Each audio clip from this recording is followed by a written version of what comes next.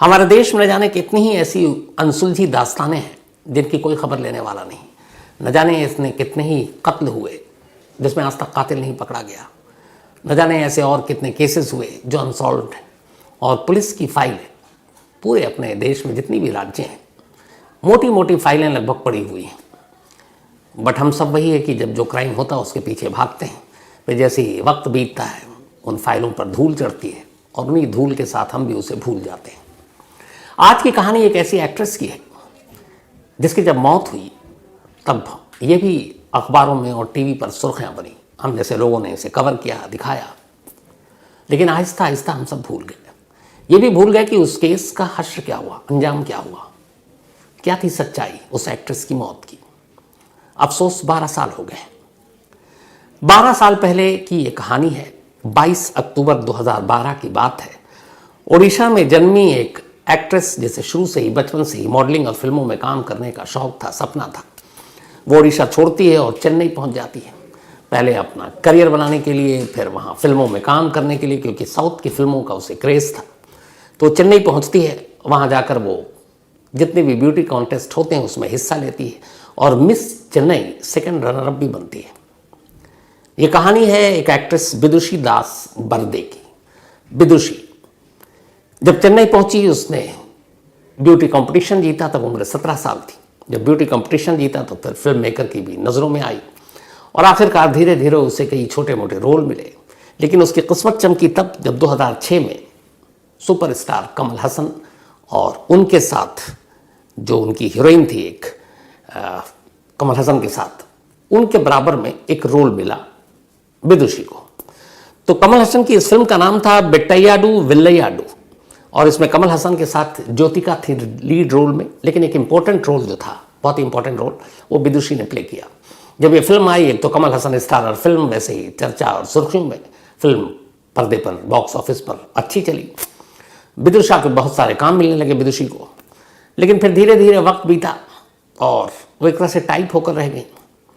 तो बहुत ज़्यादा फिल्मी करियर छलांग नहीं मार रहा था। इसी दौरान में जब वो फिल्म इंडस्ट्री में थी, अभी छोड़ी नहीं थी, किस्मत आजमा रही थी, तभी उनकी मुलाकात एक सॉफ्टवेयर इंजीनियर केदार से होती है। केदार दो के साथ जब दोस्ती होती है, मुलाकात होती है, धीरे धीरे दोनों में प्यार होता है और लगता है कि दोनों एक दूसरे के लिए बने हैं। इसके बाद विदुषी और केदार एक दूसरे से शादी करने का फैसला करते हैं। लेकिन दोनों ही परिवार इस शादी के खिलाफ था, क्योंकि बहुत सारी चीज़ें थी, इलाका, ज़ात, फिर और भी कुछ। तो उस वजह से घर वाले राजी नहीं होते। लेकिन प्यार करने वाले कहाँ मानते हैं। तो केदार और विदुषी ने घर वालों की मर्जी के खिलाफ शादी करने का फैसला किया और शादी कर ली। अब उसके बाद शादी वादी करने के बाद केदार अपनी जॉब कर रहा था और विदुषी फिल्मों में उसे लगा कि इधर करियर ठीक चल नहीं रहा। तो उसने कहा कि आप साउथ छोड़ते हैं, चेन्नई, और मुंबई चलकर किस्मत आजमाते हैं। वो मुंबई पहुंचती है। मुंबई अंधेरी वेस्ट में ये लोग एक अपार्टमेंट किराए पर लेते हैं और केदार की भी जॉब मुंबई में लग जाती है। अब दोनों मियाँ बीवी मुंबई में हैं और विदुषी अपनी एक नई जिंदगी, एक नया करियर मुंबई में तलाश कर रही है। सब कुछ ठीक चल रहा है। तभी 22 अक्टूबर 2012 की तारीख आती है। सुबह का वक्त था। हमेशा की तरह उस रोज़ केदार करीब 7:50 पर, ये सारी जो टाइमिंग है वो उस वक्त के सीसीटीवी कैमरे और उन सब की वजह से क्लियर है, जो FIR और चार्जशीट में है। तो 7:50 AM सुबह के 7:50 पर केदार ऑफिस के लिए घर से निकलता है। अपनी पत्नी विदुषी को बाय करता है। विदुषी केदार के जाने के बाद दरवाज़ा अंदर से लॉक कर लेती है। अब वो ऑफिस पहुंच जाता है। केदार का एक रूटीन था कि जब वो ऑफिस पहुंच जाता, उसके बाद एक कॉल करता अपनी पत्नी को कि वो ऑफिस पहुंच चुका है, सब ठीक है। तो ऑफिस पहुंचने के बाद 9:30 पर वो कॉल करता है, लेकिन विदुषी फ़ोन नहीं उठाती। ऐसा होता नहीं है जनरली, पर कई बार ऐसा होता है कि वो वॉशरूम में या बाथरूम में है, तो दोबारा कर लेता है। यही सोचकर उसने फ़ोन नहीं किया। जब कुछ वक्त बीता फिर उसने दोबारा कॉल किया। इस बार भी विदुषी ने फ़ोन नहीं उठाया। उसे लगा कि ऐसा होता नहीं है, कॉल बैक तो आता ही है। फिर लंच टाइम हुआ, उसने फिर से कॉल किया, लेकिन विदुषी ने कॉल नहीं उठाया। अब उसे फिक्र हुई। इधर काम ऐसा था कि वो घर जाकर देख भी नहीं सकता था। तब क्या करे। जब ये शादी हुई थी दोनों की, उसके बाद से ही विदुषी के पेरेंट्स केदार से बात नहीं करते थे कभी। माँ बाप विदुषी के, वो आर्मी में थे और इस शादी के खिलाफ थे, तो उन्होंने कभी दामाद को अपनाया नहीं और कभी दोनों में बातचीत हुई नहीं।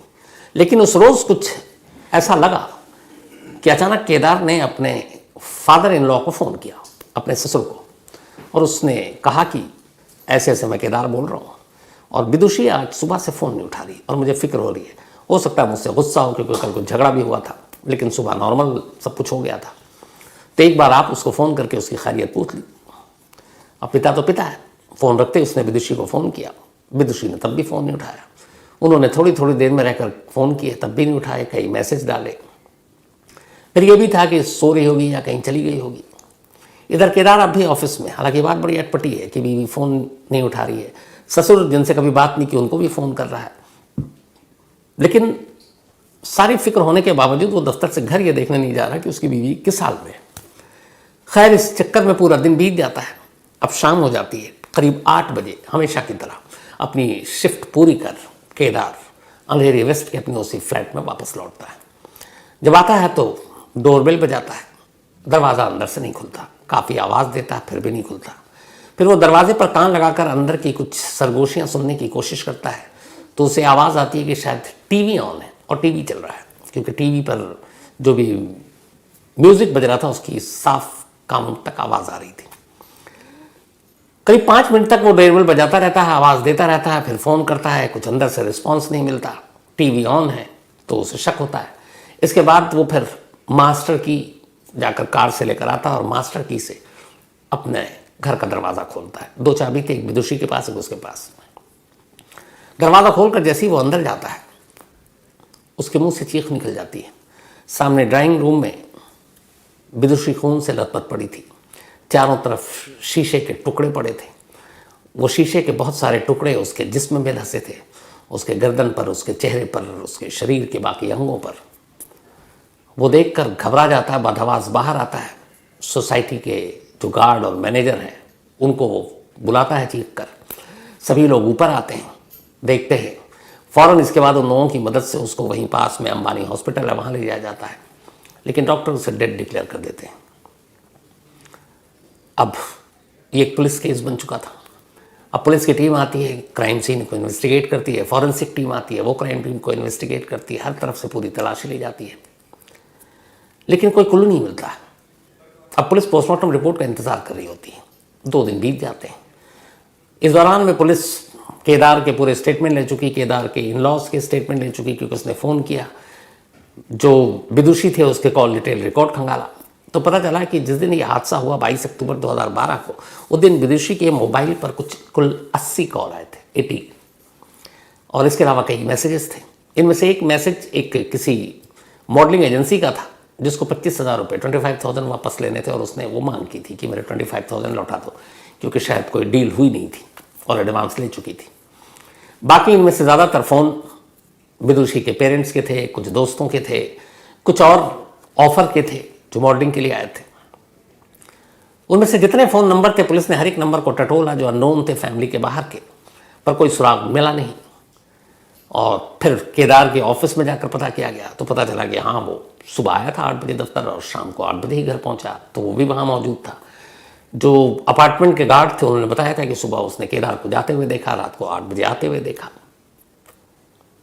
तो सारी चीज़ें ये थी कि मामला पता नहीं क्या है। अब पुलिस के पास एक ही था कि पोस्टमार्टम रिपोर्ट आए। अब 2 दिन बाद पोस्टमार्टम रिपोर्ट आया, तब तक ये मौत एक पहेली बनी हुई है। पोस्टमार्टम रिपोर्ट ने ये बताया कि विदुषी की मौत धारदार चीज़ें जो तेज़ धार की होती, वो गले में गहरा कट होने से, उसके चेहरे और बाकी जिस्म में धंसने से और खून एक्सेस ब्लीडिंग यानी ज़्यादा बहने से उसकी मौत हुई है। अब ये पोस्टमार्टम रिपोर्ट भी बड़ा अजीब सा था कि धारदार, डीप कट और खून ज़्यादा बहने से इस मौत हुई है। अब पुलिस ने इसी पोस्टमार्टम रिपोर्ट के आधार पर फिर भी मर्डर का केस दर्ज कर लिया। अब मर्डर का केस दर्ज करने के बाद पुलिस अपनी तफ्तीश शुरू करती है। जब तफ्तीश शुरू करती है तो 2 चीज़ें सबसे ज़रूरी सामने आई। पहली ये कि जो भी एविडेंस थे वो ये बता रहे थे कि सुबह केदार जब ऑफिस के लिए गया तब विदुषी घर में थी, और केदार के जाने के बाद उस घर में कोई आया नहीं, और घर अंदर से लॉक, क्योंकि ये खुद केदार ने स्टेटमेंट दिया कि जब वो आया तो घर लॉक अंदर से था। तो अब घर के अंदर एक वो भी विदुषी, और विदुषी मरी हुई। तो फिर कातिल कौन? अब पुलिस का पहला शक इन्हीं सब चीज़ों से केदार की तरफ जाता है। अब वो केदार नंबर 1 सस्पेक्ट, उससे पुलिस पूछताछ करती है, लेकिन केदार अपनी पूरी कहानी बताता है। फिर पुलिस अब जब सस्पेक्ट है तो फिर रीज़न या मोटिव भी तो पता करेगी। तो फिर मियाँ बीवी के रिश्तों पे बात शुरू होती है। उन बातों में कुछ नई कहानी सामने आती है। पता चला कि शादी के बाद तो सब कुछ ठीक था, लेकिन फिर वक्त बीता, जब चेन्नई से मुंबई आने का फैसला हुआ तो पति पत्नी के बीच में बहुत सारे डिफरेंसेस थे, क्योंकि केदार भी ठीक ठाक चेन्नई में अपना किसी MNC में काम कर रहा था बतौर सॉफ्टवेयर इंजीनियर। वो वहाँ कुछ और ट्राई करना चाहती थी, फिर मुंबई भी जाना चाहती थी। अब मुंबई में वो आए तो पति वहाँ रहे, ये फिट नहीं है, तो दोनों को एक साथ आना है। और इसी दौरान में अब जब फिल्मी दुनिया होती है वो बड़ी अजीब होती है। यहाँ आपको कामयाबी मिलती है तो ठीक, कामयाबी जब मिलती है तो आप उस पोजीशन पे हो तो उसको बनाए रखना मुश्किल, नहीं मिलती है तो फिर एक ललक, वरना फिर बहुत सारी नेगेटिविटी आती है। तो विदुषी उन्हीं चीज़ों से गुजर रही थी। उसे लगा कि कमल हसन जैसे एक्टर के साथ काम किया लेकिन फिल्मी करियर ऊपर नहीं जा रहा है, तो नेगेटिव चीज़ें भी आने लगी, और इन्हीं सब चीज़ों की वजह से वो थोड़ा डिप्रेशन का शिकार हुई। BP हो गया उसको, हाई ब्लड प्रेशर, देन वो डायबिटिक हो गई। तो ये सारी चीज़ें थी। फिर भी ये लोग मुंबई आए। मुंबई में अब उसका इलाज भी चल रहा है, और ये पता चला कि वो डायबिटिक थी। साइकेट्रिस्ट को भी उसको दिखाया गया, उससे भी इलाज चल रहा था। घर वालों की मर्जी के खिलाफ शादी की थी। तो ये सारी कहानी तो आई, लेकिन ऐसी कोई भी एक क्लू या ऐसा प्रूफ या सबूत सामने नहीं आ रहा था जो ये साबित कर सके कि केदार ही कातिल है। क्योंकि केदार की मौजूदगी जहां थी उस दिन वो कहीं अलग थी। लेकिन एक शक और सवाल था कि बेशक केदार 8 बजे निकला, लेकिन क्या पता कत्ल करने के बाद घर से निकला। अब यहाँ पे पोस्टमार्टम रिपोर्ट भी रोशनी नहीं डाल पा रही थी कि वो एग्जैक्ट बताए कि ये 6 के बाद कत्ल हुआ है, 10 से पहले हुआ है। उसने कहा इन 6 घंटों के अंदर, तो वो सुबह से 6 के 12 के दरमियान उन्होंने बता दिया, क्योंकि जो ब्लड थे वो जिस तरीके से जमे हुए थे, उस जमे हुए खून से भी पता चल जाता है कि ये खून कितने घंटा पुराना है। तो वो भी टाइमिंग जो थी वो भी क्लियर कुछ बता नहीं रही थी। अब इसके बाद सारे पेरेंट्स से बात हुई, फिर साइकेट्रिस्ट से बात हुई, उसकी जो सारी बातें थी वो सारी बातें भी सच हुई। तो फिर सवाल ये है कि विदुषी की मौत कैसे हुई। अब पूरे अपार्टमेंट के लोगों से पुलिस ने फिर से पूछताछ करने का फैसला किया। सभी ने अपने अपने बयान दिए।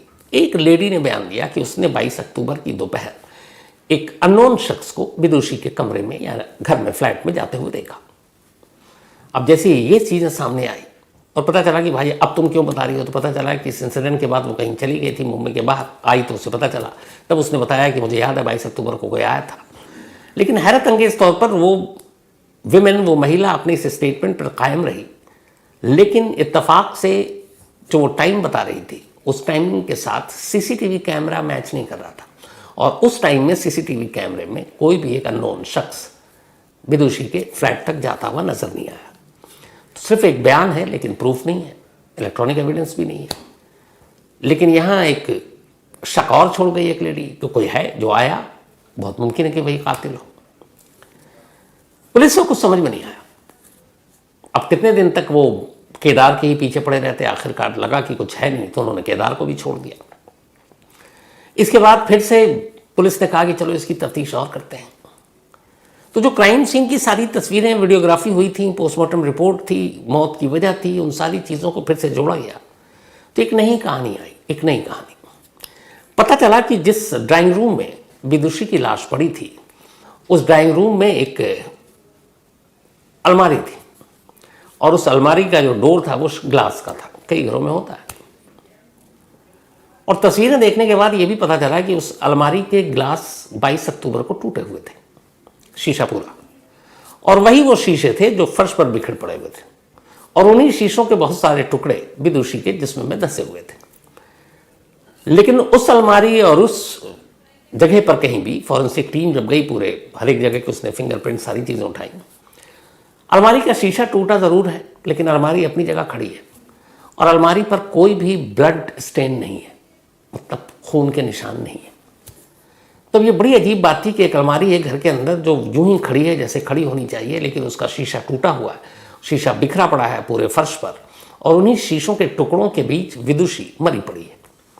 और वही टुकड़े कई बड़े कई छोटे उसके जिस्म के अलग अलग हिस्सों में है, गले में भी कट है और एक डीप कट है और उससे उसकी जान गई एक्सेस ब्लीडिंग की वजह से। तब जब ये सारी चीज़ें देखी, उस महिला के बयान से कि अननोन शख्स आया, कोई सपोर्टिंग एविडेंस मिला नहीं, तब पुलिस को लगा कि ये मामला कुछ अजीब है। दोबारा फॉरेंसिक एक्सपर्ट्स और बाकी लोगों से ओपिनियन ली गई कि ये क्या हो सकता है। तो जो पोस्टमार्टम करने वाले लोग थे और फॉरेंसिक टीम, वो एक बात पर डिफर हो गए पुलिस से। उनका कहना है कि देखिए, इसमें दो थ्योरी हो सकती है। एक, इसको high blood pressure, diabetic, psychiatrist से भी इलाज चल रहा है। और केदार ने कहा था कि कई बार वो इन्हीं सब चीज़ों की वजह से बेहोश भी हो जाती थी अचानक। तो एक ये है कि वो अचानक बेहोश हुई और बेहोशी से पहले वो लड़खड़ाई और अलमारी के उस शीशे से टकराई, शीशा टूटा, वो नीचे गिरी और उसके साथ वो शीशे के टुकड़े सारे नीचे गिरे। ये थ्योरी हो सकती है। और इस थ्योरी में ये भी है कि चूंकि वो टकराई तब तक वो ठीक है, उस टकराने की वजह से अभी तक ब्लीडिंग तो हुई नहीं, खून निकला नहीं, तो अलमारी पे खून के निशान नहीं आ सकते। लेकिन वो टकराई बहुत ज़ोर से, शीशा टूटा, उसके बाद वो लड़खड़ा कर गिर जाती है और फिर वो कांच उसके ऊपर गिरता है, अलमारी नहीं गिरती है, सिर्फ कांच, शीशे का टुकड़ा गिरता है। तो ये दलील तो सोची जा सकती है, लेकिन इसके आगे दूसरी थ्योरी गले नहीं उतर रही। वो क्या?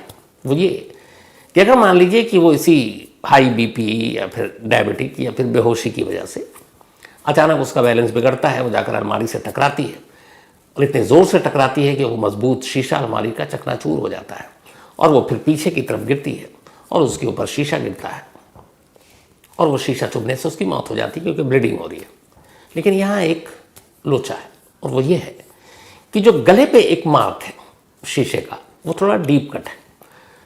तो ये है कि अगर वो अलमारी में जब शीशा टूटता और वो फंस जाती किसी शीशे के टुकड़े में और उससे वो होता, वहाँ पे ये पॉसिबिलिटी है कि अगर आप अलमारी के शीशे से टकराएं और आपका गला फंस जाए टूटे हुए शीशे से, तो डीप कट आएगा।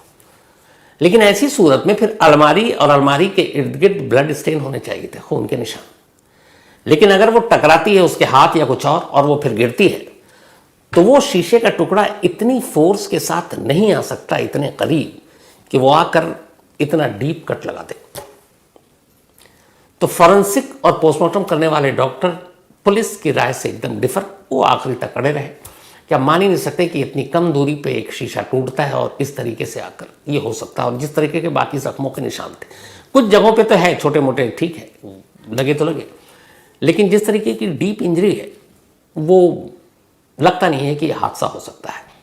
अब हादसा और कत्ल के बीच में पुलिस की जांच चलती रही। 2012 से 13, 14, 15, 16 आता गया, बीतता गया, लेकिन न कातिल मिला न कत्ल का मकसद मिला। अब पुलिस के रडार से विदुषी का पति केदार भी बाहर हो गया, लेकिन घर वाले हमेशा कहते रहे कि ये मर्डर है और अब तफ्तीश कीजिए। पुलिस घर वालों के कहने पर करती रही, लेकिन फिर आखिरकार कई सालों बाद पुलिस ने कहा कि अब इसे केस पे वक्त बर्बाद करने का कोई मतलब नहीं है। तो पुलिस ने जब कोई क्लू नहीं मिला, कोई साजिश की परतें नहीं दिखाई थी, फॉरेंसिक और पोस्टमार्टम करने वाले डॉक्टरों की राय डिफर निकली, तो फिर एक फैसला किया कि इस केस को क्लोज करते हैं। अब क्लोज कैसे करें? तो उन्होंने ये दिखाया कि ये एक एक्सीडेंटल डेथ है। अब एक्सीडेंटल डेथ कैसे हुआ? तो पुलिस के लिए सबसे आसान था। वो ये जो क्लोजर अपनी रिपोर्ट दी है मुंबई पुलिस ने, उसमें ये लिखा है कि उस रोज़ विदुषी को उसकी बीमारी की वजह से बेहोशी का आलम हुआ और वो अलमारी से कुछ निकालने गई। उसी दौरान वो बेहोश होने लगी। बचने के लिए गिरने से उसने शीशे पे हाथ मारा, शीशा टूट गया, वो नीचे गिरी और शीशे के टुकड़े उसके जिस्म में चुभ गए और वो चूँकि बेहोशी के आलम में थी, इसलिए उन टुकड़ों से उसकी ब्लीडिंग शुरू हो गई। खून बहता रहा, उसे एहसास नहीं हुआ और एक्सेस ब्लीडिंग यानी ज़्यादा खून बह जाने की वजह से बेहोशी के आलम में ही उसने दम तोड़ दिया। तो एक मर्डर नहीं बल्कि एक एक्सीडेंटल डेथ है, ये कहकर पुलिस ने अपनी क्लोजर रिपोर्ट दे दी। लेकिन विदुषी के घर वाले आज भी पुलिस की इस थ्योरी को मानने को तैयार नहीं है। 12 साल बीत गए, अभी अक्टूबर के महीने में ही, लास्ट ईयर। लेकिन विदुषी की मौत का असली सच क्या है? क्योंकि इसमें सवाल इतने हैं जो इस क्लोजर रिपोर्ट पर उंगली उठाते हैं। और जब फॉरेंसिक एक्सपर्ट और पोस्टमार्टम रिपोर्ट करने वाले डॉक्टर तक ये बता रहे हैं कि ये घाव किस तरीके से आ सकता है, और पुलिस के पास जवाब है नहीं, तो फिर केस का अंजाम यही होना था और यही हुआ। और पुलिस ने इसको फिलहाल क्लोजर रिपोर्ट में एक्सीडेंटल डेथ बनाकर बंद कर दिया। हालांकि जो मुंबई पुलिस के सोर्सेज, उनका कहना है कि अगर फ्यूचर में, भविष्य में जब भी इस केस से रिलेटेड कोई भी सुराग मिलता है तो वो इस क्लोजर रिपोर्ट को रीओपन कर देंगे। लेकिन अभी तक 12 सालों में इस केस को रीओपन करने का कोई फैसला नहीं लिया गया है। फैसला लेना तो दूर, सोचा भी नहीं गया, क्योंकि कुछ नया सबूत, प्रूफ मिला नहीं। केदार अब भी अपनी नौकरी कर रहा है। विदुषी के माँ बाप सब्र कर चुके हैं, लेकिन एक ख्वाहिश अब भी है उनके दिल में कि काश वो अपनी बेटी की मौत का पूरा सच जान पाते।